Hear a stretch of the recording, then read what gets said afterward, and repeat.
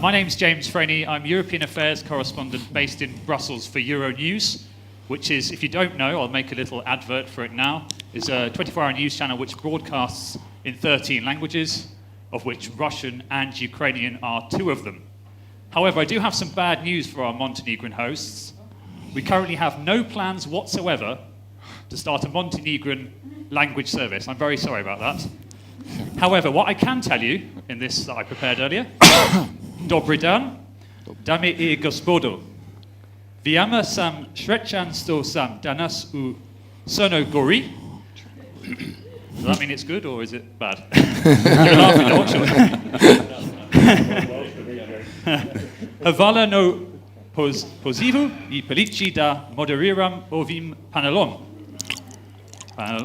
Tema je I više nego aktualna I s obzirom na iskustva koja sam čuo iz proteklih godina, easy for me to say, očekujem veliki broj interesantnih pitanja, which, if you don't speak fluent Montenegrin like me, means we're going to have some very interesting discussions today.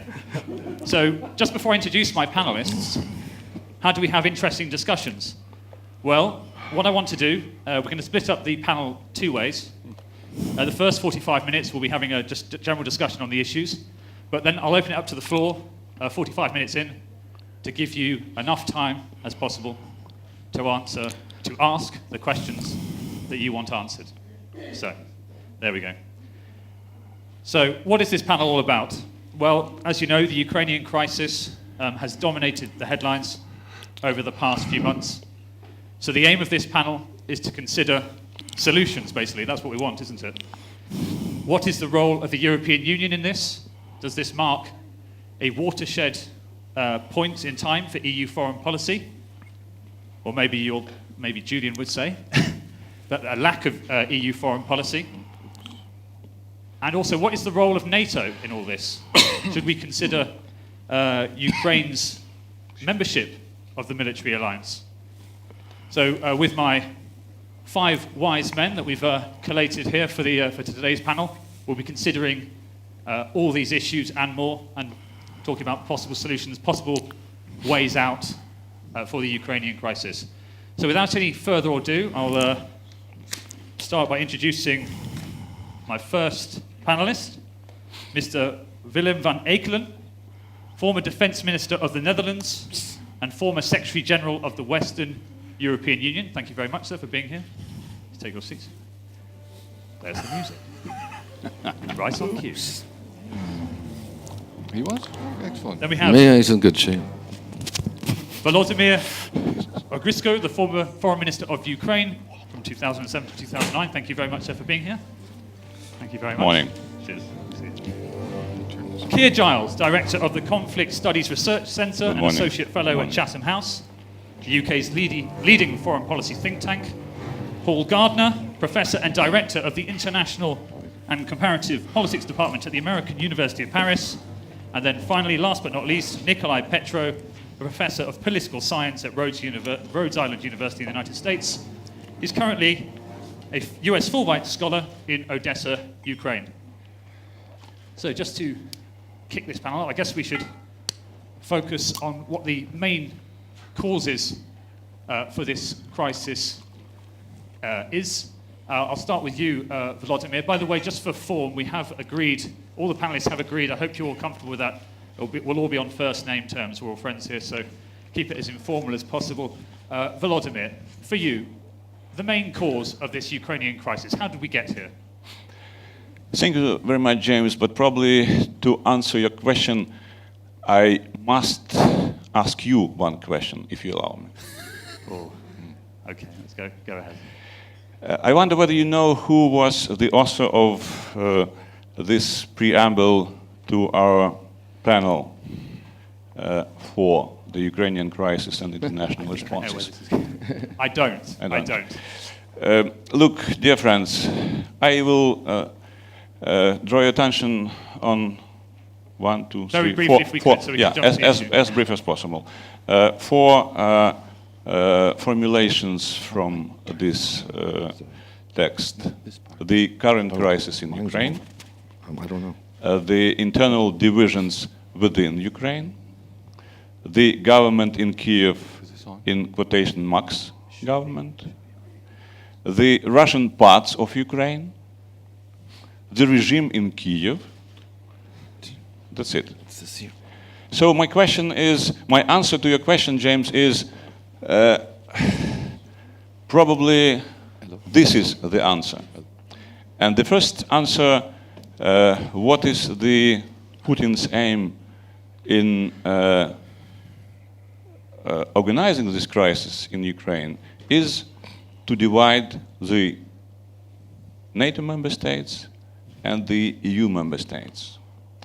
This is very clear evident that to some extent this policy of dividing Western allies is to some extent successful.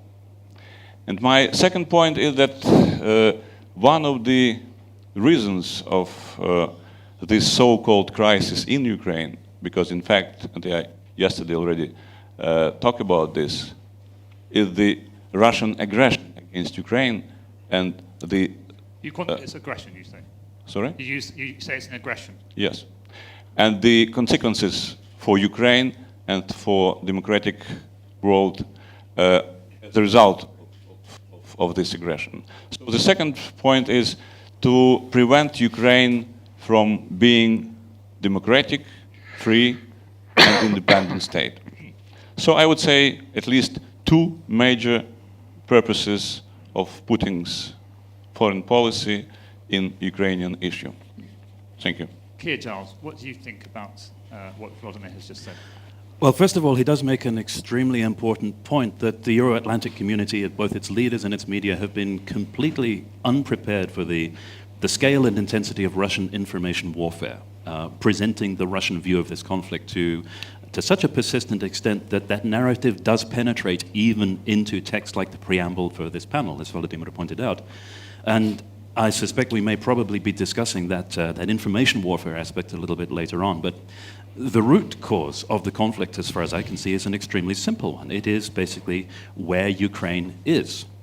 Now, we heard from Minister Pusic yesterday in her closing remarks. She made the comment that border countries always pay the price.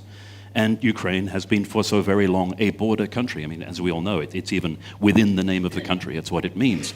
And at the moment, it is on the border between the spheres of influence of two power centers with totally incompatible values.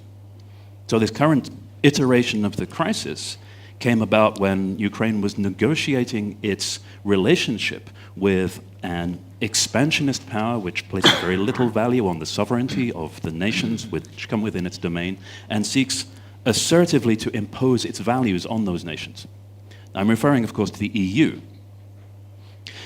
Russia took advantage of the instability that resulted from that very briskly and effectively for two reasons. First of all, their much more assertive and confident foreign policy over the last few years, especially after Libya, when they see the results of destabilization and regime change, and try to convince the West of those, but fail to reach an audience. And second, because they have spent the last 6 years refining their methods for redrawing the borders of their neighboring countries. After the armed conflict in Georgia in 2008, the techniques and procedures which Russia undertakes to achieve the same result, to resolve the security problem that it sees in a neighboring country, are totally unrecognizable.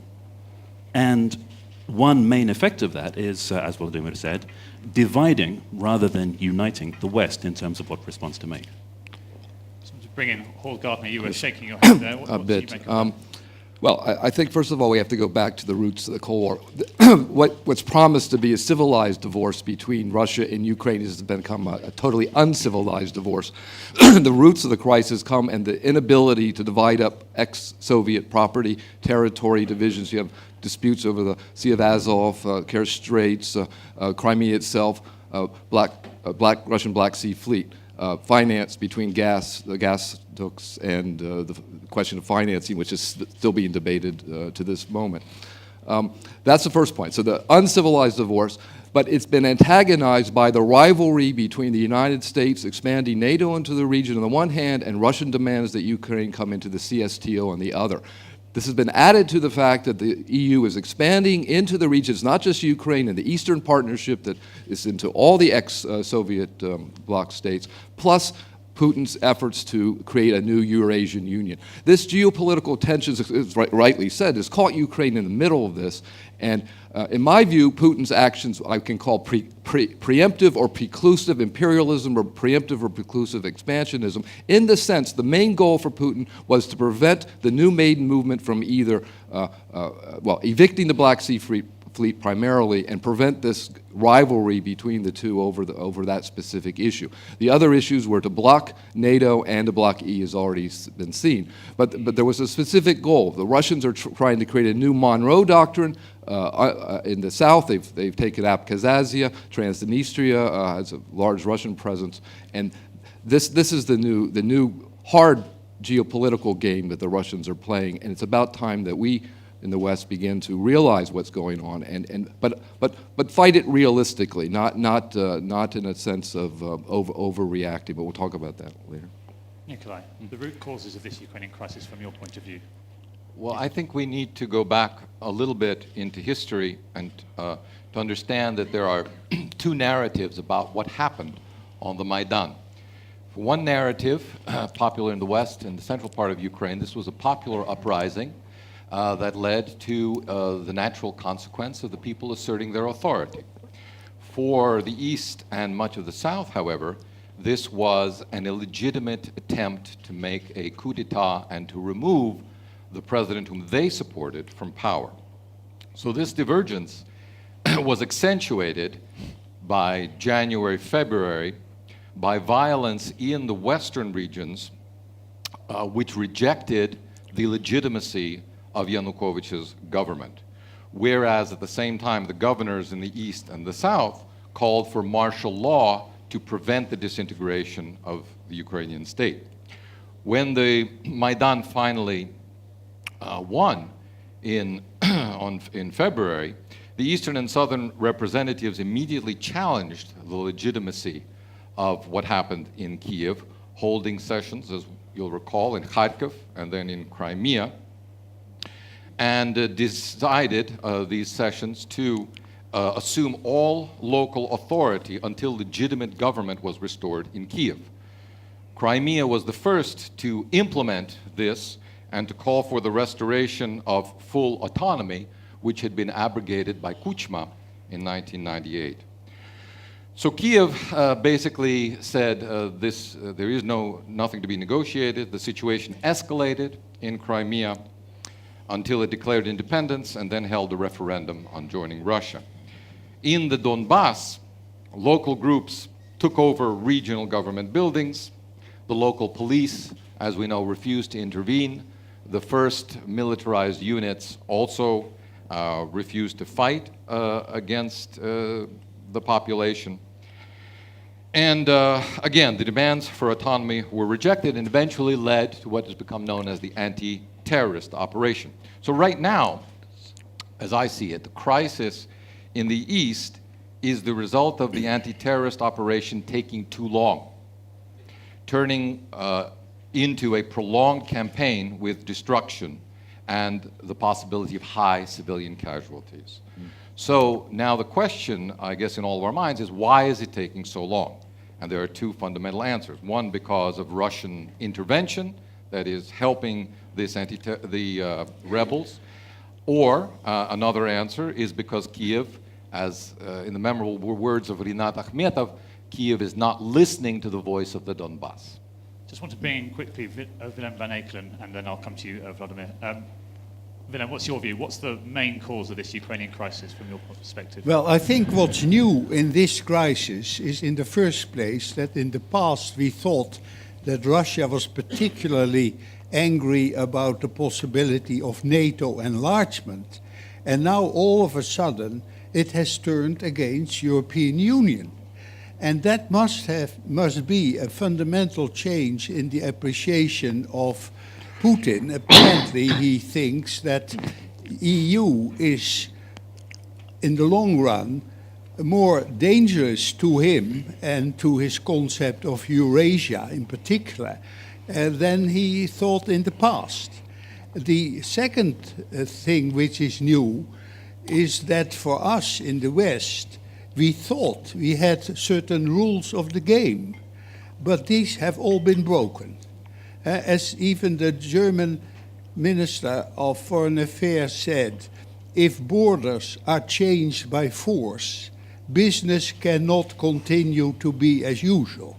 And I think that is a fundamental worry for all of us. Do we still have rules of the game in terms of our relations with Russia, which we have in 1975 elaborated in the OSCE, and that's why I think today, but we come to that later, the OSCE may have an important role to play. And finally, Minister, I understand, I sympathize to a large extent with what you said, but I wonder whether the word aggression is the right word at the time being. I think it is much more subtle than that. I think it is basically destabilization of the Ukraine which Putin is after. Do you think it was a mistake not to invite Russia to the table when the EU was negotiating the association agreement with Ukraine? We had Jose Manuel Barroso in Vilnius said we cannot accept as a condition on a bilateral agreement to have any kind of a possible veto of a third country. Do you think that was a strategic error? I thought that Putin never had much interest in European Union. He wanted to deal with countries individually. I think we in European Union would have been open to all sorts of arrangements.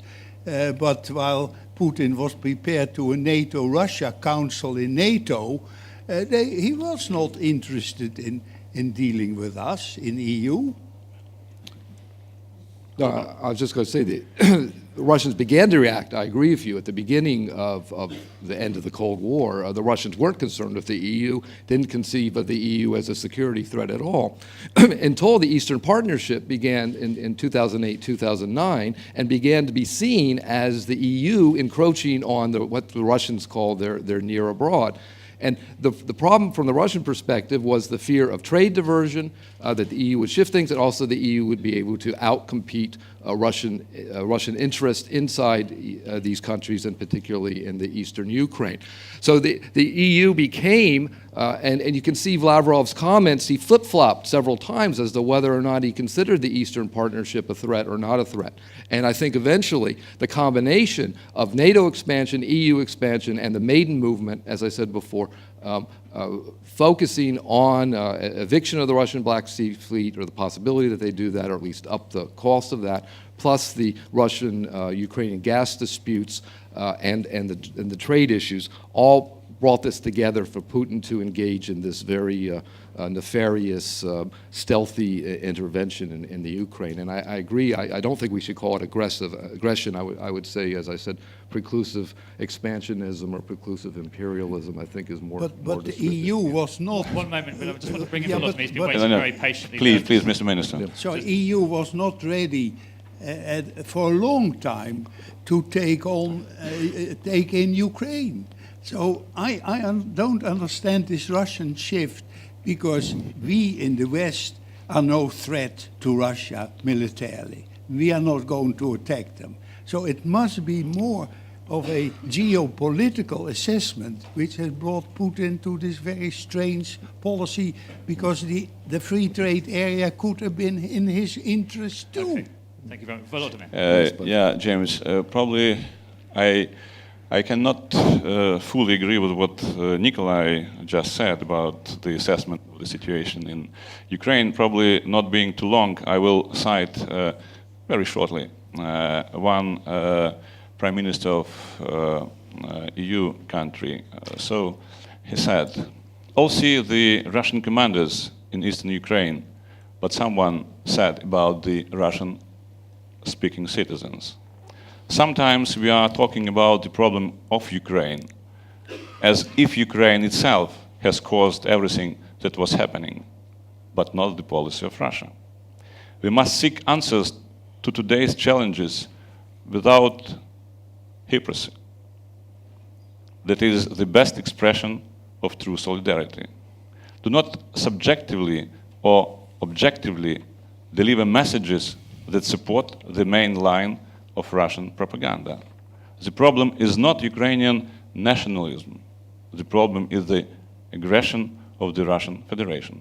It was Prime Minister Tusk of Poland saying, Mr. Minister, about your question, to your point, that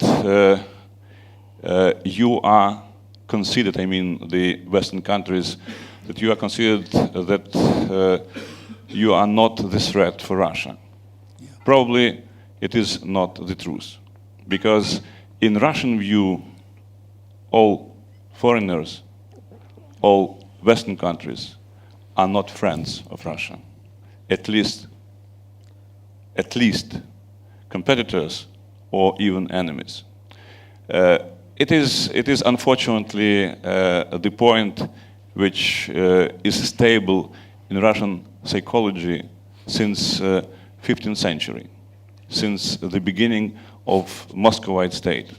Unfortunately, and if you will analyze the history of Western societies, you will see that they are going from, so to say, going up, moving up. If you will analyze the truly history of Russia, you will see that they are moving in the circle, unfortunately. Well, it was up and down, I think. France, Russia were great friends in history for a while, except for Napoleon, of course. But please, if you allow me, James, Mr. Minister, probably you will read a very interesting book written by one of the most well-known French royalist, de Custine. He wrote his book 1839 while traveling through Russia. He went to Russia for finding some arguments about the necessity of the strong king's role. But after this visit, he wrote a book about the Russian society, about the Russian way of thinking. Please read it, and you will see that nothing has changed since that time. Well, it's true that Kustin didn't say very much of Russia, but he saw enough, certainly, to write a book which is still required reading for understanding the country today. To that extent, yes, Volodymyr makes a very good point. Russia has been on a very different trajectory to the Euro-Atlantic community for so very long. But it's also important, the shift in Russian perception of NATO vis-à-vis the EU that we were talking about. Up until very recently, yes, NATO was considered the military danger rather than threat, as it's defined in the Russian military doctrine, but the EU was more of an opportunity. Up until the point where the EU comes sufficiently close to threaten the Russian way of doing business in the near abroad. And it's at that point that the economic interests that Hall was referring to, that are primarily of importance to the Russian leadership, suddenly come under threat from openness, transparency, free markets, and the non-Russian way of doing business. And that is the point at which those economic interests play into what Russia wants. It's also extremely important, the point that Willem made about the new rules of the game that Russia has established for dealing with its neighbors. Russia found out after 2008 that using military force as a foreign policy tool has long-term strategic gains with very short-term strategic pain. And they've applied that lesson now with a very swift, brisk operation in Crimea with very little apparent downside. Sanctions, such as they are likely to be temporary. There will be a reset. The danger is that now Russia has established this new procedure for dealing with its neighbors. How the rest of Europe is going to deal with that is going to become increasingly challenged with time as Russia becomes stronger, as Europe not necessarily becomes stronger, as the United States becomes more distant. It is going to be harder and harder as time goes on to deal with these incidents in future. Yeah, I want to add, but the issue is the Russians in their Eurasian customs union did want to negotiate with the EU and begin to normalize the norms and the tariff regulations between the Eurasian Customs Union and the EU. And this was on the table, at least in discussions from at least 2004. So, in fact, European Commissioner Stefan Füle suggested at one point that the issue just boiled down to a difference in tariff levels. So, in fact, you see, if the EU and and Putin had begun to really negotiate before this had taken place, the Maidan movement had taken place, you might have had at least a lesser of effect had the two sides been able to come closer together at an earlier date. Now, right now, we're hosting these still negotiations over the gas price and everything else, but that was evident that Russia had to be included in these negotiations, given the heavy dependence of Ukraine on Russian gas and Europe on Russian gas. So it's only made strategic common sense for the Europeans to do. If you read Kissinger's editorial, he ridicules the EU for not negotiating with Russia beforehand. Should Russia have been involved? Yes, up to a point. But let's not forget that Ukraine is a sovereign nation which has the right to decide its own foreign policy. Now, back in March, Foreign Minister Lavrov's demands that Russia should be included in determining that future policy, in determining the constitution of Ukraine, seemed absurd, ridiculous. This is a sovereign country. It should be entitled to determine its internal affairs independently. Now, of course, Russia has achieved precisely that through the back door as a result of the OSCE roadmap and with international support. I just want to move it on. So how do we deal with this on an EU level? The current narrative in Brussels that we should go down the road. But probably, James, before that, if you allow me one sentence only, probably we should also discuss a very simple question. Why is Russia opposing, say, EU enlargement and NATO enlargement? Because this is the key question to understand what is going on. And to my mind, we should, frankly speaking, say that we have, unfortunately, very different ways of thinking, very different priorities, very different psychologists. Look, President Putin some 2 years ago said that we in Russia, we would like to build a separate civilization. What does it mean for the rest of the world? So we are in the other civilization. Probably this is the answer. That is why having these different civilizations and way of thinking, we have this one. Don't touch. What does it mean? I fully agree with my colleague. We are independent and sovereign state. And up to us to decide, go to the west or to the east, to the north or to the south. It's up to us, not up to him. And just on Putin's mindset, he's quoted at the Bucharest NATO summit in 2008, he reportedly described Ukraine as an artificial country, according to an interview with the Polish Foreign Minister Radek Sikorski. I want to look on to the discussions that are going on at EU level at the moment. Do the panelists think that sanctions can produce a compliant Russia? Nicolai. No, I doubt it, because I don't think sanctions can be applied so narrowly as to achieve a specific result of that kind, to actually change a specific policy. I think sanctions have more the effect of sending a message, a broad volley, if you will, against the sorts of things that you don't want the target country to do. But I would like to keep emphasizing the point as I see it, which is this is not entirely or even largely an externally driven crisis. I do believe there is a very serious domestic component to the crisis, and it stems from the fact that Kiev does not recognize the diversity of Ukrainian culture. And don't take my word for it, we have a large consensus on this issue now from at least 5 different polls that have been done in Ukraine in April and May. I'm talking about the Kiev Institute of International Sociology poll of the 8 predominantly Russian-speaking regions, a Kiev Socis poll in May, a Razumkov poll, as well as the Donetsk University poll. And some very interesting things are revealed from those polls of the eastern region. This is, with one exception, not including Ukraine. 69% of people in the east blame not Russia and not even local separatists, but Kiev for the loss of Crimea. 60% roughly participated in the Donetsk and Lugansk referendum. 60% describe what is happening in the East as a popular uprising.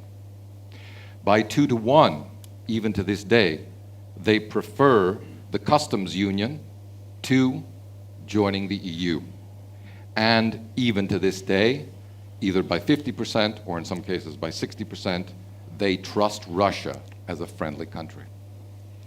I have another version of this statistics, and this was shown very clearly last Sunday during the presidential elections. For the first time in our history, dear colleagues, a new elected president was supported by all the regions in the country. It is a clear answer to the question about the division of Ukraine and some other things like this. So first in our modern history, no one region voted against Poroshenko. So it is the best probably answer to all those allegations and some manipulations, if you allow me also to say, what we have heard now and probably we will have also in the future because of the huge Russian propaganda against Ukrainian people, and very clear interference in the domestic affairs of Ukraine by all possible means. And that is why, I can also tell you very frankly, Ukrainian government had decided to stop translating, to stop broadcasting of 4 Russian TV channels because it's only lie and nothing more. Yeah, but your question, I think, was on sanctions. Could I say something on Please that? do. I think I agree with Nicolai when he said those sanctions have been a signal. I don't think in themselves they have intrinsic very much value. But as a signal, I think they are very important. And that signal will apply, certainly in the West, to everybody involved in the past with Russia. I think our interest in having additional dealings with Moscow, especially in the industrial field, in the investment field, and the banking field, will decline. I think very few business people in the West are interested in doing business with Russia today. Apart from the fact that I think Putin's standing in the world has declined. Everybody is now at least asking questions. What is the future of Russian policy? What will this mean for us? Now, of course, there's been a deal with China, but I think the Russians should be scared stiff of China in the long run. But that's another matter. The sanctions, I think, are applied now by globalization. The assessment of Russia, both politically and economically, is declining. I think, first of all, on the 2 figures that were quoted, the polls, the elections, both of those have to be treated with extreme caution, the headline numbers, because it is so very difficult to draw any national level conclusions when there is such a clear divide between the eastern regions and the rest of the country, especially in the case of the presidential election, where yes, it is true that there was support for Poroshenko throughout the regions, but you have also to drill down and look at what the voting figures actually were, such as they were in the eastern regions. So yes, those figures do need to be caveated and explored in more depth. On the sanctions, it is very encouraging that finally at long last the EU is following the lead from the United States and actually applying targeted, smart sanctions which are aimed at those individuals who will actually have an influence on the Russian leadership decisions, which of course, as we know, is not necessarily those who are in government positions of power. It will actually make a difference to their attitudes if it is made more difficult for them to come to Europe and visit their money. But what is missing, I think, is the rationale for the sanctions, the clear explanation of what it is that they are intended to achieve. Is this punishment? Is it a deterrent? Is it supposed to reverse some of the actions that Russia has already taken? That message, I think, does not come through clearly. And the point about globalization, unfortunately, is not that it supports the sanctions, but that it undermines them. Because there are so many vulnerabilities within EU countries to Russian reciprocal sanctions, potentially, and so closely are the economies intertwined that business is simply unwilling to play along with these EU sanctions. And the result, again, is it is only North American nations which can actually take effective measures against individuals in Russia. Actually, it's interesting, the CEO of Total, the French oil company, he went to the St. Petersburg Economic Forum just a few days ago, and he said, my message is business as usual. I'll just come in with Hall Gardner here. What's your view on sanctions as a means of resolving Well, first of all, the 50 billion in capital flight is already a signal to Putin that something's gone wrong there, and it's probably more. But on the other hand, we're talking about Ukraine of more than 140 billion in external debt. EU or Russia, neither one combined can really deal with that crisis. And that's why we have to find an effective way to bring the U.S., European Union, Ukraine, and Russia back together once the dust settles. The dust isn't going to settle very soon. But the point is, to do that, we need an effective strategy that's clearly clearly identifies what we want to accomplish together. Otherwise, the sanctions, as you just said, are not going to have any impact at all. Russia will continue to see them as a threat and a bother. And one other point here, the other point here is we have to show Russia the reasons it has to move to the West. The China card the Russians have been playing, by the way, since Gorbachev, is going to eat Russia alive. The idea that China will save Putin is not going to play out in the Russian population. So the point is to find a way to mediate. Now, I have mediate get the Russians to realize the West is their best option, not the East. So to do that, we have to go back and look at the NATO expansion issue and at the EU issue as well. So we've already talked about finding a way to bring EU and the Eurasian Customs Union closer together. That's one thing. The other thing, as I've proposed, is to create an internationalization of Sevastopol and the Crimea. That is to say, once the dust settles and the eastern Ukraine stabilizes to some degree, we have to look at what the Black Sea means strategically, find ways to cooperate. Now, I want to say this. The Turks had come up in 2008, right after the Russia-Georgia crisis, with an alternative that was in between NATO enlargement and doing nothing. We did nothing. Instead of building up what the Turks called the Turkish-Caucasian Stability Pact, which would have begun to work with Russia and Ukraine, stabilizing the Caucasus, we're in the Balkans here, stabilizing the Caucasus, this would have been a step. Now, as you know, Putin's speech that you're referring to, the Bucharest summit, threatened Ukraine. It was said by our American NATO ambassador that the next step after Georgia was Ukraine. But not if we had taken some intermediate steps that might have at least begun to incorporate legitimate Russian concerns in the Caucasus, in Georgia, and begin to stabilize the Caucasus, and then look towards the Crimea. Excuse me, what do you think about talking about the legitimate interests of Russia? What does it mean? What does it mean? Yeah. It means not having military infrastructure that's right up on their borders that's beginning to seen as a potential threat. I mean, they're right. Any state, if Russia had these same things in Mexico, believe me, the Americans would be going bananas. Well, what military infrastructure do you have in mind? When you say that the U.S. is expanding NATO towards Europe, how exactly do you see this Towards process, Russia, and what is the infrastructure? The infrastructure, you've got missile defenses, and you've got what the Russians see as their inability to make sure that NATO equipment and is not being deployed for reasons that could be used against Russian interests. Nicolai. Sanctions, I think, are an incomplete equation. I remember a group of ambassadors at one point writing an op-ed and pointing out that sanctions are part of a package, but when Russia behaves in ways that we consider productive and constructive, then there should also be a reward for that. And so I think we need to consider the entire package if we really wish to have an influence on Russian policy. A set of sanctions for bad behavior and a set of concrete rewards for constructive behavior. I think I need to take issue with a couple of things the whole said. In fact, with quite a few, but I suspect some of them will have to be over coffee. But the one I think which is very important to bear in mind is your suggestion that the dust will not settle soon. Unfortunately, I think the precedents suggest that it will. Again, if we think back to Georgia when Russia was undertaking even more unambiguously egregious actions, totally unacceptable, invading a neighboring country.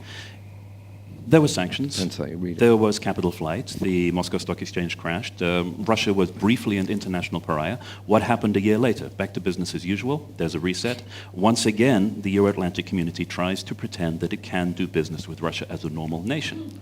I suspect that we will be facing exactly the same situation again. In the Georgia situation, we did nothing afterwards. We went, instead of, as I was suggesting, following the Turks and working towards the Caucasus Stability Pact, which would have involved Russia to a certain extent, it would have been joint NATO-Russian operation. In other words, putting peacekeeping off, just like we did here in Bosnia in '95, it would have been a joint peacekeeping operation to stabilize the conflict zones in the entire Caucasus Later region. on, I would love to hear your idea for how that would have worked, and also how the internationalization of Sevastopol could possibly work, what incentive there could possibly be for Russia to agree to that. But the point I'm trying to make is that it will have entered Moscow's security calculus that any pain that is suffered as a result of these actions will be short-term, while their strategic gain will be long-term. Not if we're not because they've seen proactive. it happen before. We have to be proactive. We haven't been proactive. We've been sitting back and letting things happen. There, and I the way absolutely agree with you. And the Russians, I'm trying to develop a policy that's in between isolationism and in between this neoconservative expansionism that we caught up in under Bush, et cetera. And believe me, the U.S. is flipping back to isolationism. You read the latest West Point speech by President Obama. That's a bit tending back to isolationism. I'm trying to track a middle track here that will balance both these competing geopolitical interests between the United States, European Union, and Russia.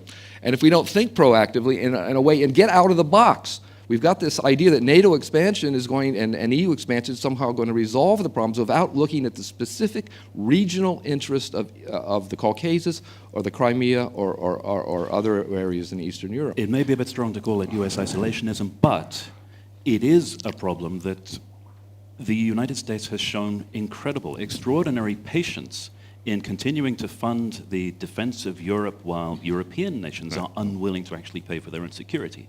I suspect that with commitments elsewhere, that patience may be wearing a little thin. Right. Well, Volodymyr, if we could just bring in Yes, what about the sanctions? To my mind, is probably the single tool how to stop Russia for the time being. Otherwise, if it will be business as usual, as Keir said, to my mind, it will be the general catastrophe for the global security. If we will repeat what was happened after Georgia 2008, to my mind, we should then say very clearly to each and everyone, this post-war security system is over. Why? I found an answer in an article read by James Carafano from the Heritage Foundation last week, arguing with President Obama's policy of impeachment. He said, Mr. President, Russia is acting normal. Force, intimidation, lies, corruption, suspicion, and greed are business as usual in the Putin policy. Just my final question before we open it up to the floor. What role can NATO play in resolving this crisis, Willem? I don't think NATO should emphasize its role too much. I think for the time being, the only organization which can do something is the OSCE, because Russia is a member, and Russia can be held to account, because in '75 and later on, the principles of OSCE were also subscribed to by Moscow, by Russia. I think NATO now, we should emphasize the fact that we should organize as Europeans our defense much better. We have more military men. We have a larger budget together than the United States, but the effect of it is 10%. And that is really what is needed. I'm not in favor of raising defense budgets enormously. I think a token increase would be good, because that shows our people that we are serious about it. But I mean, all this talk about 2%, etc., is not attainable. Moreover, I think all these percentages don't matter. It is what do you buy in capabilities for your money that really matters. Excuse me, if you allow me. Let's bring in Keir Giles first, and then I'll... Certainly. Strictly speaking, of course, it is not a NATO issue. But there are caveats to that. In the same way as, yes, you can say the EU should not have included Russia in any discussions with Ukraine. At the same time, certainly the EU was guilty of not predicting the consequences of doing so and not being prepared for it. Similarly, Ukraine is not a NATO nation. But Unfortunately. if NATO wished to do something, there are options. Ukraine is part of the Partnership for Peace structure.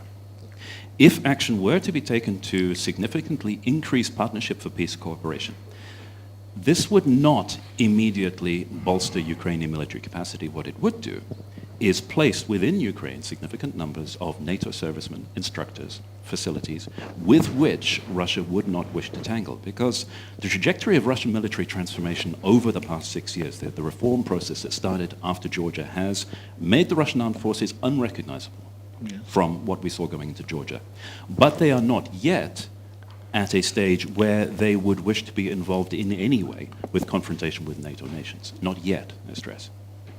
If I could add to that, NATO-Russia Council should maintain communications, keep the dialogue going behind the scenes. The deployment of Partnership for Peace forces I would be totally in favor of, as long as it's jointly overseen by a NATO-Russia Council. This is precisely the kind of proactive action I would emphasize. I would also say, be careful on the idea that we need to militarize Europe. What is the new threat? The threat is to support Russian diaspora. This is how Putin snuck into stealthy mission into Crimea and now into eastern Ukraine, is through Russian diaspora in the Baltic states and other areas. We need to give those groups that were once at the top under the Soviet system and are now seeing themselves as ethnic minorities a legitimate say in their societies. And this has been a big problem, I know, in all the Baltic states. But my point is that it has to be a double effort. It can't be just a militarization. And here I would argue that it's got to be Europe that's got to come close together. We need to think about greater cooperation and joining the militaries together enough to send a signal, not an offensive signal, but a signal to say that we're active, that we're able to defend ourselves in case of a threat. But again, the social aspect is, in my view, even more important. James, I would like to react to some extent what the distinguished minister said about the OSCE. Look, dear colleagues, my problem is that I spent 5 years as an ambassador to the OSCE, so I know this organization from inside. I can tell you very frankly, this organization is not in a position to take any decision. Why? Because all decisions should be taken by consensus. And having one very peaceful member of this organization, and you know what I am talking about, it is really impossible to find very concrete and very adequate decisions. Last week I have a talk with Turkish ambassador who used now to be a chief of the OSCE mission in Ukraine. And I asked him one question. I asked, dear Mr. Ambassador, how can you explain that the country which organized aggression against my country is a member of the mission which would help to overcome results of this aggression? So, dear Minister, unfortunately, if talking about the OSCE role, I do not think that they can do something of a very practical sense. What about the NATO? And it was the question raised by James. Look, another question. If France, the member state of NATO, will sell to Russia at least 2 very modern helicopter carriers, it will, at least for me, mean that it is no NATO at all. Because if NATO country is trying to support militarily an aggression country, what then we are talking about? Thank you. Nicolai, just on the role of NATO in resolving this crisis before we go to the floor. Well, NATO is both a political and military organization, and I think its military component would mainly be concerned with repulsing aggression, a military attack. And since I don't anticipate a direct military attack, I would see NATO's role more in the political arena of negotiating a solution. But here's a point where I think I would agree more with what Hall has argued, and get back to a little bit about the question of what does Putin actually want in Ukraine. The answer to me seems to be that Putin wants what is best for Russia, and now we're debating about what he thinks is best for Russia. In my opinion, what he thinks is best for Russia is stability on its borders, and he believes that this stability can only result from the eastern and southern regions' concerns being respected. Now, what are these concerns? In a nutshell, they are to limit the impact of the next Maidan. There was a Maidan in 2004 that discombobulated the East. Now there's one in 2014, and maybe there'll be another one if there's not, again, a reconciliation with the East. And the issues that they are pressing in the East, and to a lesser extent in the South, is greater regional autonomy and ultimately constitutional guarantees that their culture, language, and religion will be respected within their own country. I think those are the two main goals that, indeed, if that were accomplished, there would be stability in Ukraine. Thank you very much. As I said, we would like to open it up to questions as early as possible, and I can see some hands shooting up already, so we'll take 3 at a time, I guess. The lady at the back there, ladies first, as always. It would be the lady there. Yes, you with the pink dress. Yeah, there we go. Hear from you first, and we'll go with Julian in the front and the gentleman there with from Lithuania, I believe. Yes, remember. Okay. Thank you for the interesting forum. My name is Lily Minasyan from Armenia. There's a picture of Putin, Vladimir Putin, and there's written, "They hate me, but they can't do anything about it." And I want to ask, what kind of line should Russia cross that it would be alert call for Europe to do something about it? And what kind of sanctions can be realistically be implemented to stop Russia? Thank you. And is that to all the panelists? Yeah. Or? Okay, that's a general. Okay. So we'll take 2 more. I believe it was Julian, and then our friend from Lithuania. Thank you very much. Great panel, gentlemen. I'm not just seeing a crisis here. I'm seeing a crisis in crisis management. Now, if I was in a National Security Council or equivalent, I'd be sitting here right now as a president or a leader thinking, right, what do I take away from this? Now, in a crisis, you would normally unpack the actual components. So what I would love to hear from you all is, first, what role, i.e. someone, we don't even know who should take the lead, should be played to help Ukraine find a new constitutional settlement that preserves its integrity? Second, what action should be taken, or what statements should be taken on the relationship between spheres of influence and free sovereign choice? Is that a principle which we cannot retreat from? Because essentially what the EU is about free sovereign choice and is against the principle of spheres of influence which Russia seems to be upholding. Third, Crimea. It's almost as though Crimea's loss has been accepted. What sanctions, if any, should be used against Russia because of the use of its forces to achieve its end? And finally, to what level do we understand the specific dynamics within the Kremlin that is driving this policy? Are there any weaknesses that we can exploit? How do we maintain a line of communication that could indeed achieve a coherent set of policies that I would call crisis management? Thank you very much, Julian. There's lots of questions there with the gentleman from Lithuania, just here. Thank you very much. Yes, I see a lot of confusion in the West about what to do. Oh my gosh, the NATO, they never thought that Putin thought of the European Union this way. I'm thinking to myself, there should be one more panel to decide who are we dealing with? Who is Putin? And how do you characterize the current Russian government? And then the policy will come how to deal with that. I have heard of the Russian government being characterized as a criminal organization of former KGB. I see the judiciary being subverted for political ends, Khodorkovsky case. I see freedom of the press being trampled, Politkovskaya assassination.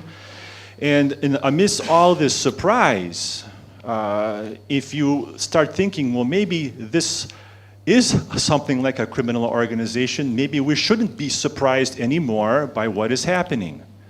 Nobody paid much attention in 1923 when Mein Kampf was written, but there was a progression of events.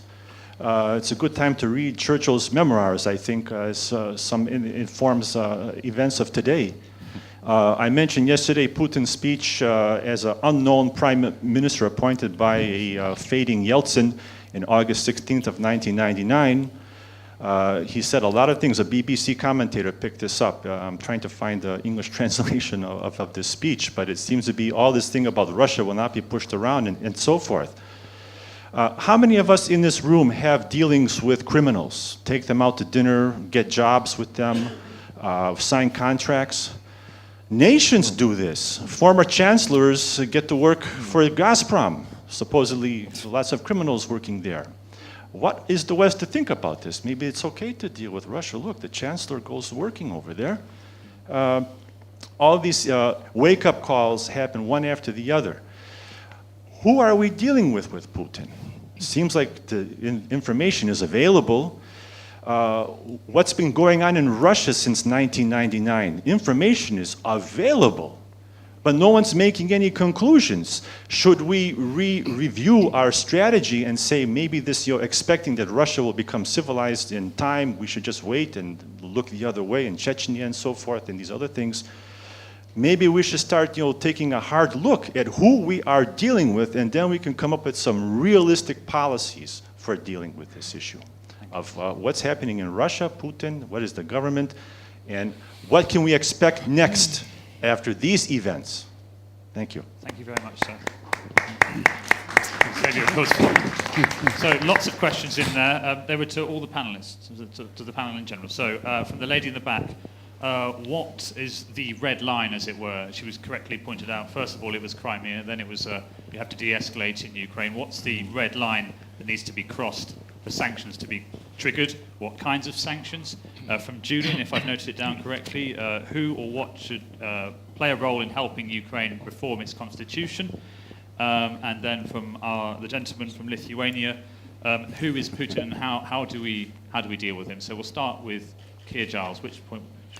There's a common theme to all of the questions, which is the total failure of institutional memory in the West for how to deal with Russia and before that the Soviet Union.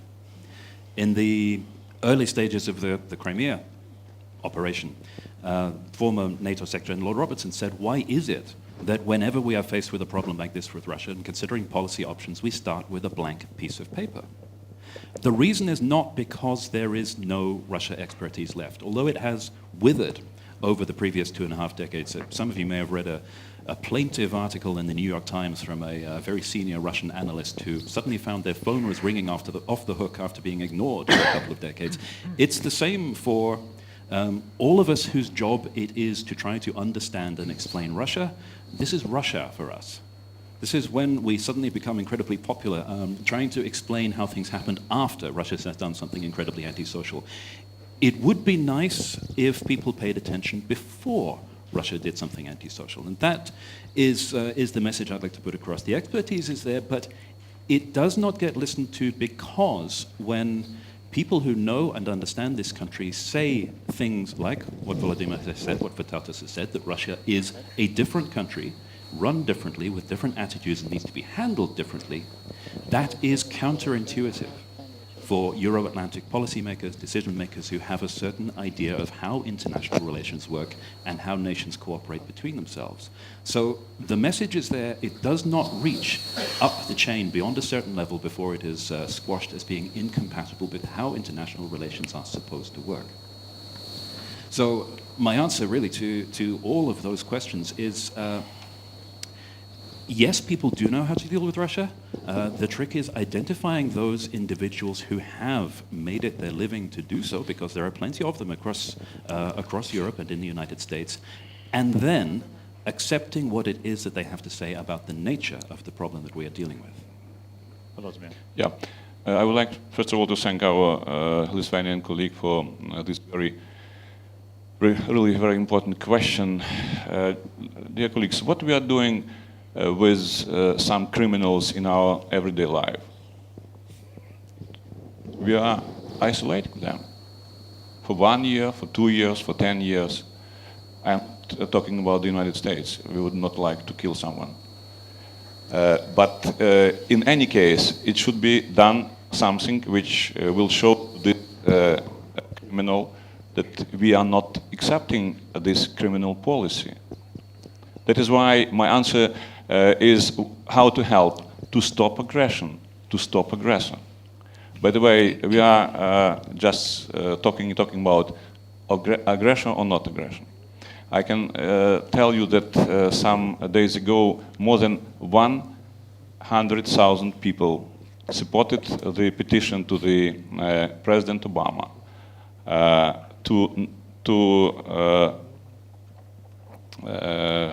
as I will tell you very precisely, to designate Russia as a state sponsor of terrorism.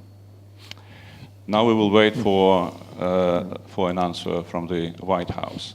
So first of all, we should stop aggression, and I can assure you that we in Ukraine can do our homework by ourselves. But having this very huge external influence, it would be really too difficult. What about the sanctions? Lady from Armenia asked this question. They should be very targeted, very concrete, no slogans, but very concrete actions. Otherwise, it will be a repetition of what we have had in the case of Georgia. Economic sanctions, tough, these phase 3, as it's called. Yeah, we all know that it will be not sanctions in the field of military actions, quite obvious, but very targeted economic sanctions. And in this context, look, another question. Some days ago, I wrote in Bloomberg probably that Exxon is going to drill in the Kharkiv in the north of Russia. Why? Because the estimated profits will be more than $900 billion. So the question is the policy, the strategy, or business as usual, once again. Willem. I think the dust is not going to settle. I think if this summer Russia stops the delivery of gas to Ukraine, the crisis will be even more serious. So I think we have to think now about our energy policy. Like the EU came through a crisis in the financial sphere, I think we are now facing an energy crisis. And I think the first item on our agenda should be a common energy policy. In a rotunda, so that you can deliver gas from any Western European country to any other country in trouble, but also, of course, with some influence and some power and some means to enforce it. So I'm not all that optimistic. Are there red lines? Well, I think Poroshenko now has legitimacy. So I think let's wait to what extent he is effective in Ukraine. I think we have to support him as much as we can. And if Russia is serious, and they said we will recognize a democratically elected president, well, let us take Russia up to its words. Nicolai, sanctions and who is Putin? Yeah. Well, I think there's a common theme to the first three questions that we heard. And it seems to me to boil down to Russia is a rogue state with whom one cannot negotiate. And that, of course, limits one's options. And I do believe that without engaging with Russia, there will be no security in Europe. We've had a number of proposals that have been made over several years, perhaps the most recent one being Medvedev, then President Medvedev's suggestion for a common European security framework made at Evian in 2008. We have had various proposals at the OSCE level. I think these are worth considering and reviving instead of turning a deaf ear to Russia's proposals and assuming that something good will happen as a result of ignoring Russia's concerns. Thank you very much, Nicolai. We'll take some more questions from Do the floor. I Would get you to like raise answer? your hand? Just briefly, then we'll go to the floor. Thank you. First of all, I have never, in my very first book, Surviving the Millennium, one of the pessimistic scenarios was that of a Russian takeover of the Crimea. Almost all of my books have warned about this possibility, from Surviving the Millennium to Dangerous Crossroads to Averting Global War to the more recent one, NATO expansion and U.S. strategy in Asia. Have all warned about the possibility of a Russian backlash coming out of a collapsed Soviet Union and the inability for Russia to reform. The crisis is deeper in many ways now than the Cold War, precisely because the boundaries, Cold War was precise boundaries. You knew which side the Soviets were on, you knew which side the US and NATO were on. There are no clear boundaries. There are no clear boundaries within the ex-Soviet Union itself, between Ukraine and Russia, Belarus, etc. There are no clear boundaries for Europe either. Europe doesn't know where it's going. It has no clear sense of what its entity is or its identity is. This creates a conflict at the most crucial existential level for Europe. The Cold War conflict was primarily in the periphery. The new conflict is in the center of Europe. Forewarns of a deeper crisis to come if we do not begin to manage what's occurring now. To manage what's occurring now, and here I agree with Nicolai, means dealing with the Russians. You quoted Winston Churchill. Winston Churchill also said in 1948 that it was time for a settlement with the Soviet Union before it became even worse. And he was predicting World War I. He said this, everybody talks about his containment speech, but in fact he said the exact opposite. I quote it in my last book. The point is that we need to negotiate and maintain a level of negotiation at the higher level behind the scenes in order to begin to bring this crisis to an end. As was just mentioned, if the gas issue comes up again, it's going to reignite a lot of concerns. So what we need is a larger, long-term strategy, a real strategy. We haven't had any global strategy since the end of the Cold War. It's been putting our finger up in the air and looks which way it goes and deciding whether to expand NATO to this country or that country. There's been no European settlement. The Russians proposed a European settlement in June 2008, as Nicolai just pointed out. No one picked up on it. That's what I mean about being proactive. We need to begin to engage. Thank you. Thank you very much. Shall we just jump back to the floor? We'll take three questions. The gentleman at the front. Any further hands? I think I can see a hand up at the back there. Gentleman at the back. And is there anyone else? The Ukrainian delegates are very quiet. Did you have a late night? The Yatta delegates?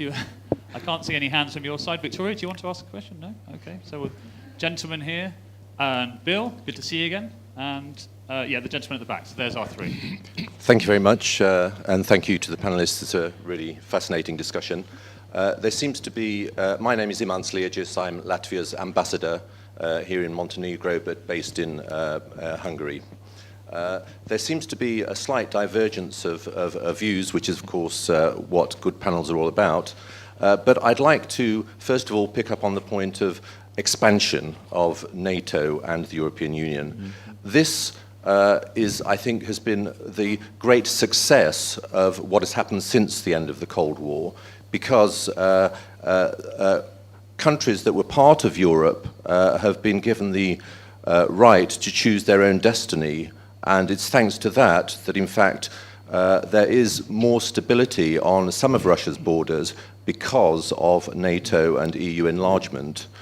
So I think it would be wrong to blame expansion, as it's called, of NATO and the European Union as why Russia behaves in the manner that it does behave.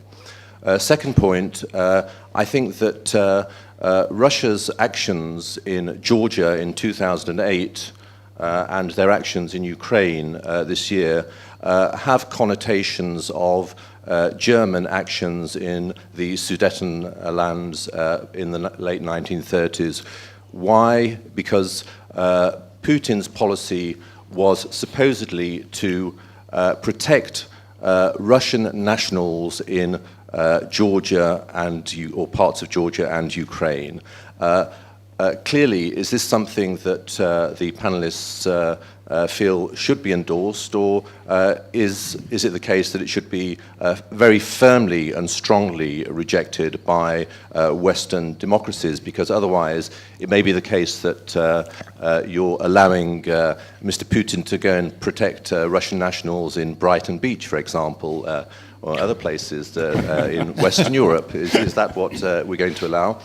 And then finally, there has been mention, I think is one of the perhaps most important points, is the information war that is being conducted by Putin's Russia.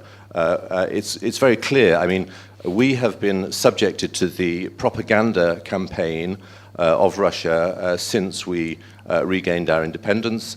And a result of this is that we have comments that are made by people who are not aware of the fact that the Baltic states, as members of the Council of Europe, fully comply with all minority rights issues. So we have comments such as, there are big problems with minorities in the Baltic states. So what do you propose to do about the information war? Thank you. Okay, so we'll just we'll take there's 3 more people that want to ask questions. We'll just ask people to be very short with their questions because we are short on time. Yes, General John Allen, then we'll go to Bill at the back who's been waiting very patiently, and then the gentleman at the back who's just waved at me. Okay, great. Do we have a microphone? Okay, microphone? Go ahead. The Minister brought up an extraordinarily good point about what may have become of this system of behavior for international relations as a result of what the Russians have done.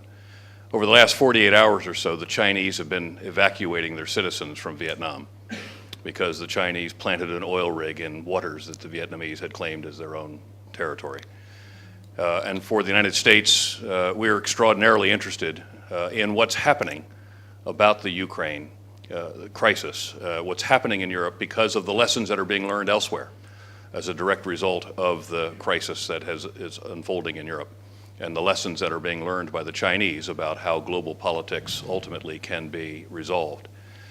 If we have seen a tear in the fabric of the system of international relations that have defined and described so much of our international relations since the post-Cold War period, how do we restore that equilibrium? What's the mechanism to do that? Or are we now confronted with the reality of having to redefine that system of international relations as a result of what Russia has done, and by extension what the Chinese are doing and may do?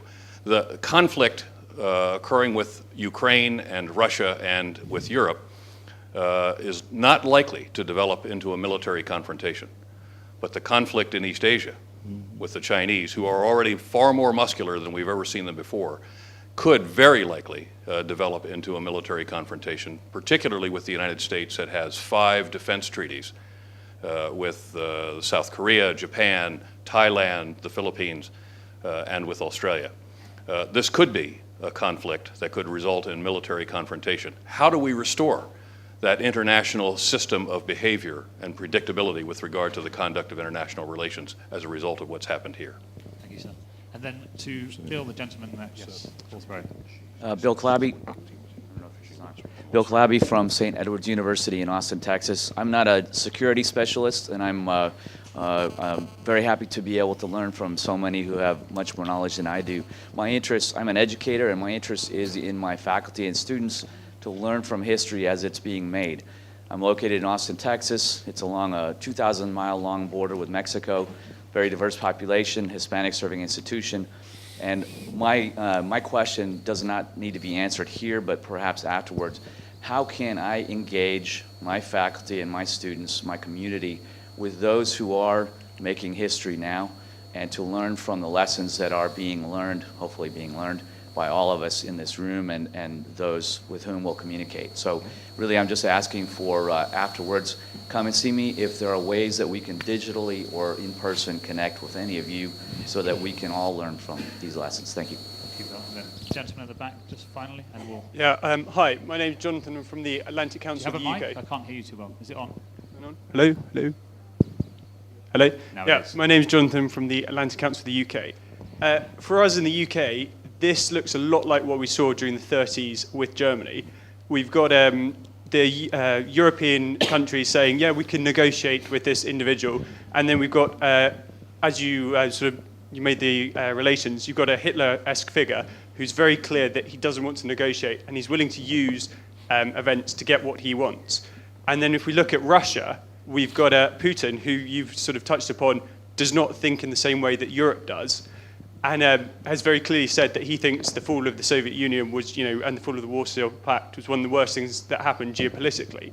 Do you think, as far as Putin's concerned, this is just sort of tinkering around the border and there'll be nothing further after this?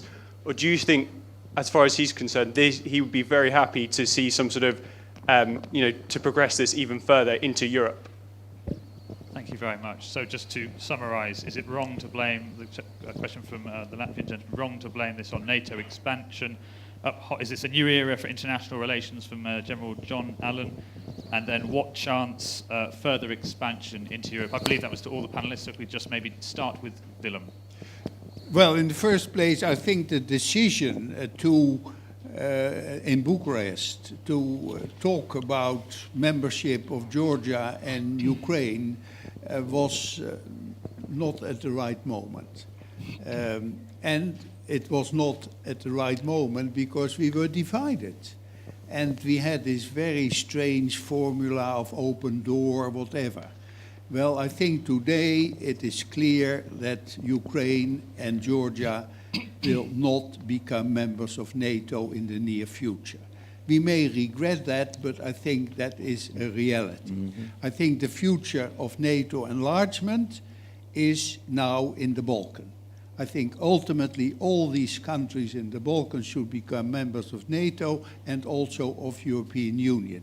And well, the exact sequence we have discussed yesterday, I don't know.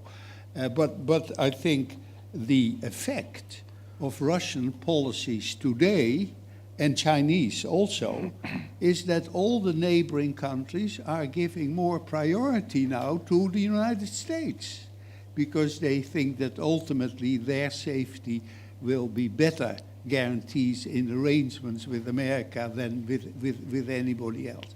And that, I think, is a very interesting development, which I think means that NATO will be an enhanced forum for consultation.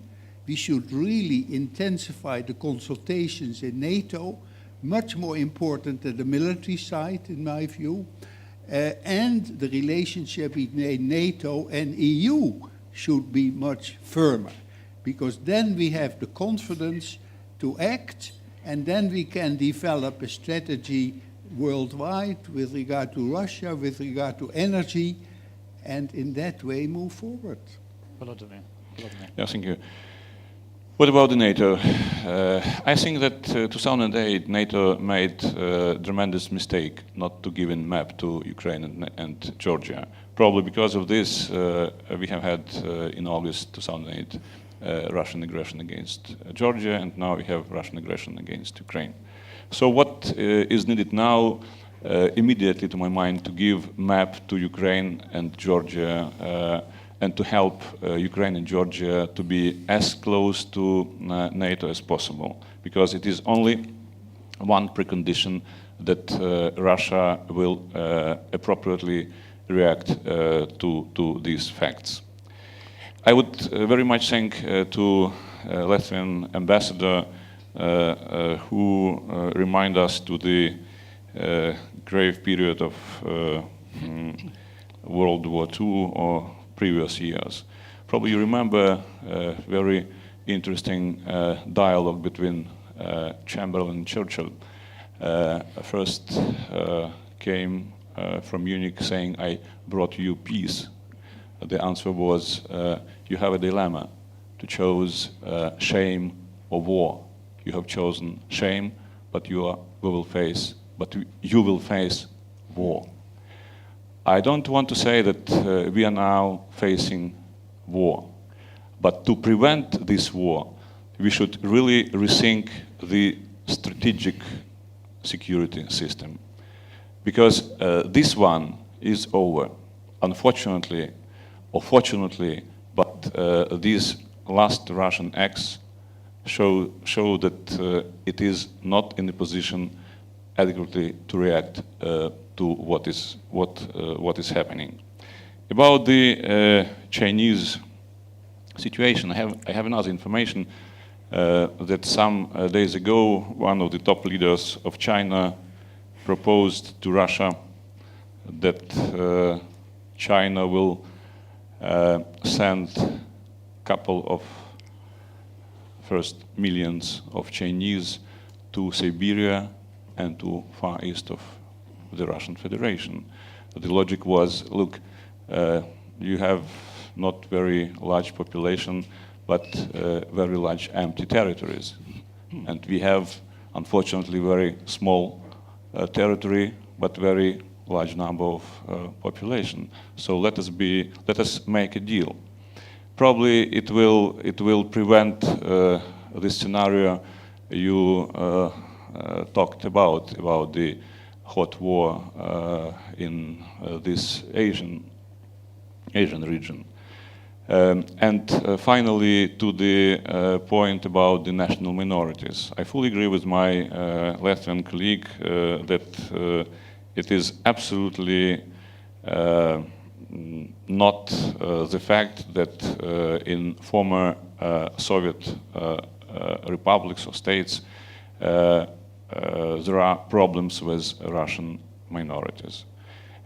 In fact, in Ukraine, in Crimea, for example, there were 6 or 7 Ukrainian schools for the whole peninsula. People in eastern parts of Ukraine speak Russian without any restrictions.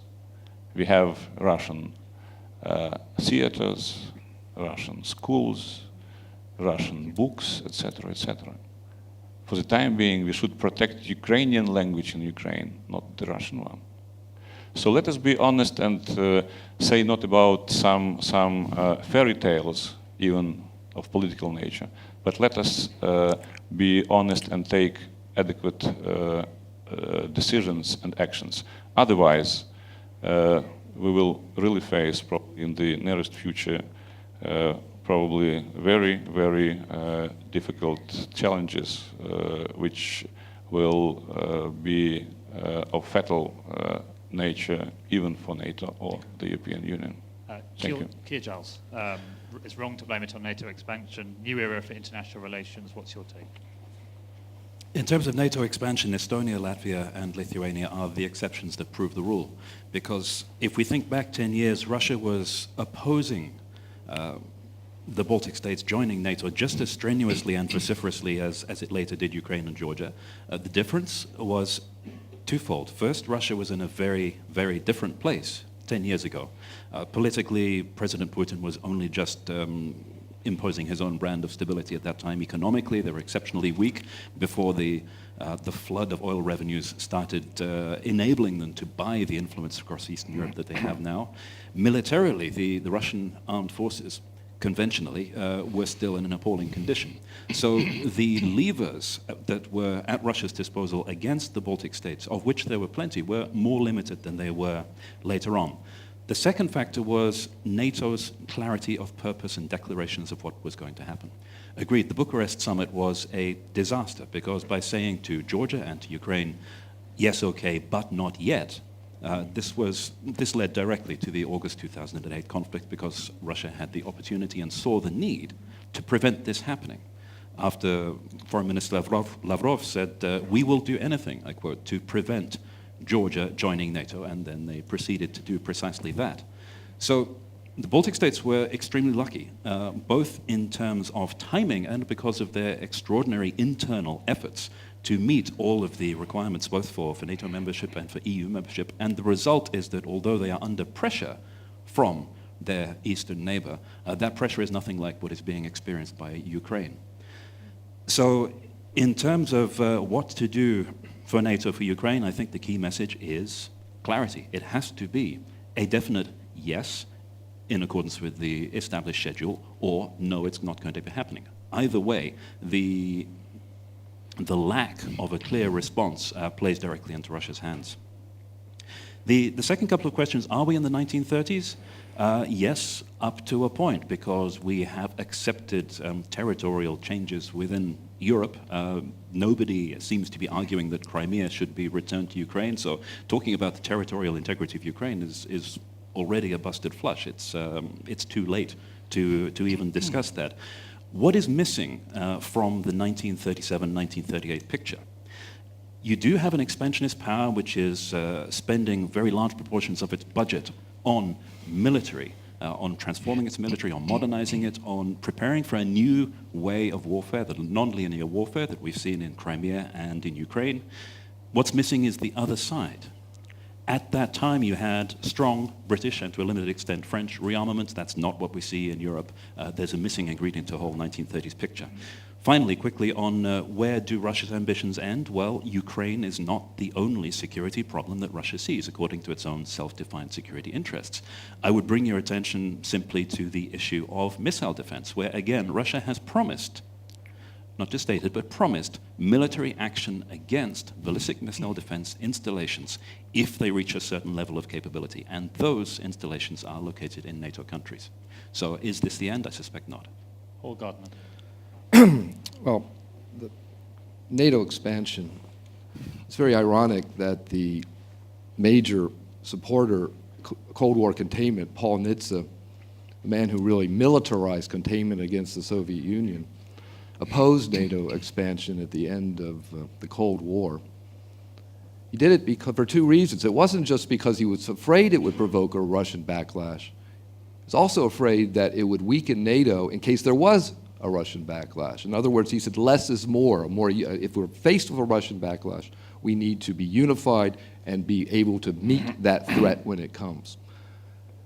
His views were overruled by the Clinton administration, of course, but there were many steps on NATO expansion's way where he argued and others argued before he died that you could have brought in Russia into a closer relationship with NATO early on. I'll just mention one major example. The NATO-Russia Council was implemented after the war on terrorism, 2001, when it was proposed by Yeltsin back in 1992. In other words, we lost 10 years of working with the Russians during that period. The second point, so we could have had a NATO-Russia Council, not the Permanent Joint Council, which is a totally different entity. That's one point. The second point was the war in Kosovo, not integrating Russia into some sort of decision-making during that war. That was the primary factor that provoked what Putin called a national security consensus against NATO. That war in particular cut the Russians out. It was not done through the UN. It was exceptional unilateral NATO intervention.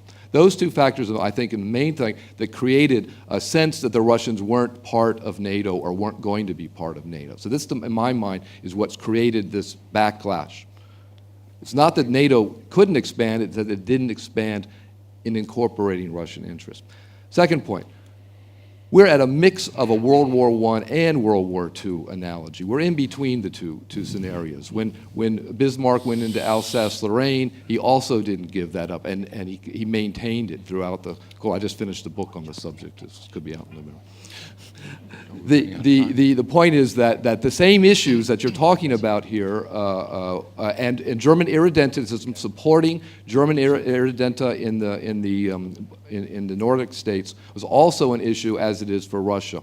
So are we World War I or World War II? Believe me, we're going into a new crisis. I'm hoping it's not either one. Now, in terms of, I may have been misunderstood. In my view, the more you isolate Russia, the more it will try to support whatever levers it can, including Russian minorities in the Baltic states and elsewhere. And I'm not saying the Baltic states necessarily repress their minorities, but the propaganda that you mentioned is correct. Russian TV is exacerbating tensions wherever it can. So my point is, in my view, the more you isolate them, the more they're going to backlash. Now, we are running, so just okay. I think I got most of the points there. But my real concern, to address the Asia question, is contrary to the general. I just did a critique of this. We have been pushing Russia and China closer together. NATO and the EU on the one hand, and the support for the new Japanese militarism on the other is pushing Russia and China into a closer alliance. The Russians are threatening to sell S-400s to China. There's a whole been strategic cooperation between the two, major military exercises since 2005. My view is this will eat Russia alive, though, as China grows. It's not in Russian interest to do that, to form an alliance with China. That's why I'm saying we have to draw Russia closer to us. But that means compromise at some point. Nicolai. The well-being of Russian citizens and interests, I agree, is too vague a criteria, but it's not a new one. It's been part of the Russian foreign policy concept for more than a decade. It comes up, it's just a broad formulation, but it's not the formulation that was used in the 2008 conflict with Georgia. That was more of a classic right to protect, based on the fact that a dozen Russian peacekeepers had been killed in the shelling, and then about more than 10,000 refugees fled north into northern Ossetia across the border. There was also, in the case of the Crimean intervention, it was a bit more carefully formulated. The assessment was on the need to protect the well-being of Russian servicemen and their family, although there was also the reference to the broader concept. And secondly, on the issue of the information wars, I think it's hard to argue with the point that more information is better than any restrictions. It simply makes it forbidden fruit. We haven't had Russian television programs in Odessa, an entirely Russian-speaking area, since March 8th. And that doesn't stop anybody from going on the internet and sharing that information as widely as possible with everyone else. Thank you very much. But just before we wrap up, we are overrunning. I'll get into a lot of trouble if I go on for any more. But just we're going to summarize what we've just discussed, the end game, Nicolai, just in 2 sentences. How does the Ukraine crisis end? One message that you want everybody to take away with them today. Well, I'm going to get to the real end game, which is, I think, how the anti-terrorist operation proceeds. It can either succeed or fail. If it succeeds, I think we will see a situation like we had after the US Civil War, where you'll have to replace all the security personnel in the eastern regions. You'll have to impose a new political elite, essentially a group of carpetbaggers, as we used to call them, who will redistribute the wealth of the region. They will effectively be disenfranchised, and this will spawn a deep subculture of resentment.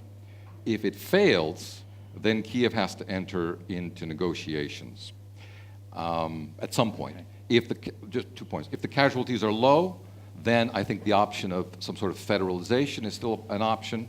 If the casualties are too high before negotiations are entered into, I think it'll be very hard to keep the country together. Thank you. Hall Gardner. How does it end?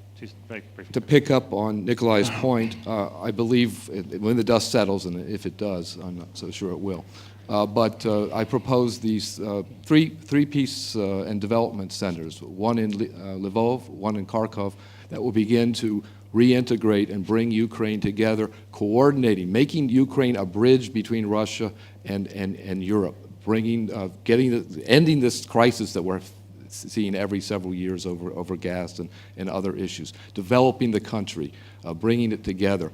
The third one in Sevastopol is the most important from a security standpoint, internationalizing Sevastopol. That doesn't mean eliminating the Russians, it means keeping the Russian fleet there in coordination with NATO and the European Union in protecting sea lanes in the Black Sea. And next step is developing a Caucasian Peace Federation, in other words, to begin to deploy Partnership for Peace, and we can put Partnership for Peace in Ukraine in the eastern sections if necessary, but a Partnership for Peace forces in the Caucasus to end the frozen conflicts in those areas. Everybody's been talking about them. Nobody's been proactive in doing anything about them. But that's those areas, Moldova, Transnistria as well, similar to what occurred in the Balkans after the 1995 conflict, the Dayton agreements, implemented NATO-Russia European peacekeepers. I think we need to think about what the Black Sea is and develop a new cooperative system that integrates Russia, Ukraine, and Europe into the same system. Thank you, Hall. Same question to Keir Giles. How does it end? Just a couple of key messages before we let people go for their coffee. Ukraine has the option of ending its troubles overnight, but that involves rolling back 20 plus years of independent sovereignty and giving in to Russian demands and Russian domination, at which point the Russian motive for disruption and destabilization ceases. That's not the option I would recommend. If Ukraine's international partners and friends want to prevent this happening in Ukraine and elsewhere beyond, I agree you need to talk to Russia. The problem is what it is that you actually say. To prevent this being 1937 once again, you need an end to not only appeasement but also acceptance of Russian actions. That has to stop. Volodymyr, how does it end? Thank you. Dear colleagues, look, we don't want to be a bridge, because a bridge is something which is used to go on. Second point. End your debt. Second point. You see, we and Russia, I mean we, civilized world and Russia, there are two different planets. It is very naive to think that we can bring Russia closer to the democratic values, unfortunately. So for Ukraine, it's now very important to have very concrete and real help. Help rendering by the EU and NATO. All other domestic problems we will solve ourselves. Thank you. Thank you very much. Willem, just a couple of quick sentences from you before we... Well, on Sebastopol, I think that the interest of that was not all that great. Russia is building a new port at Novorossiysk, and Ukraine is a different issue. I don't think it's a military issue. But now what should we do? In the first place, I think that Ukraine, sorry Minister, has been not a success the past 20 years. If you compare the development of Russia and the income of the average Russian to the average Ukrainian, it's a big difference, and Ukraine is not well off, unfortunately. So what should we do? I think we should test now, especially with President Poroshenko, test Russian ambitions, talk to them. That's why I think the only way to talk to them is in a context where they are present themselves. And I don't think it is NATO Russia, it is either Council of Europe or OSCE, because Russia is present there. And we have our principles that are the fora where we can defend those principles without drawing them east-west. So that's my recipe. And on that note, we'll have to leave it there. We're 10 minutes overrunning. It's been a pleasure to be your moderator here today. Pleasure to be here. Thank you very much.